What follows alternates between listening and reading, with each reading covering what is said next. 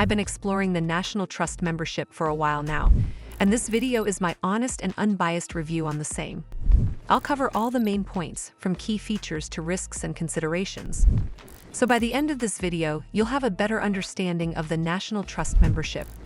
First off, what does a National Trust membership actually offer?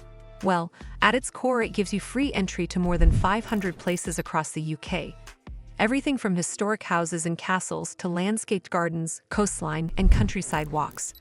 On top of that, you get free parking at most National Trust car parks, and as a member you also receive a handbook and a regular magazine filled with stories and updates about the Trust's work.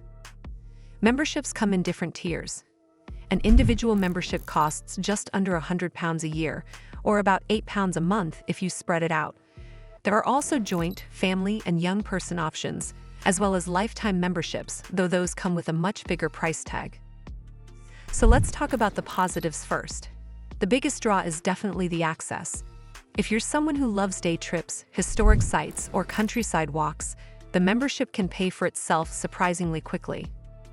A few visits to larger properties can often equal the cost of a whole year's membership.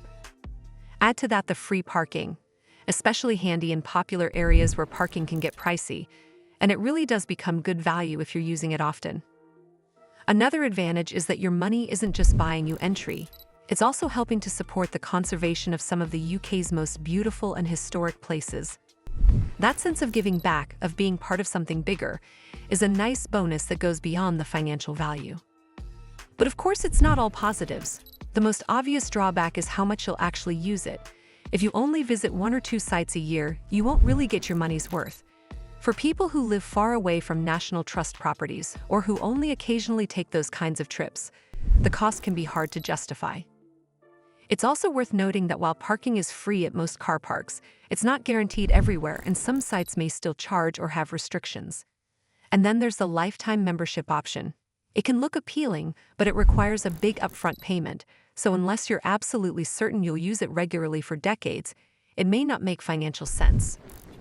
Another small point, the extras like the magazine and handbook are a nice touch, but they're not a huge selling point for everyone.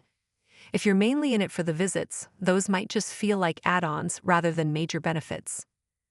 Overall, though, the National Trust membership is a solid choice for people who love exploring heritage sites, gardens, and the outdoors. If you're likely to visit regularly, the value adds up quickly, and the fact that your membership helps preserve these places for the future is a meaningful bonus. On the other hand, if you're only an occasional visitor, it might make more sense to just pay as you go. That's all for this video.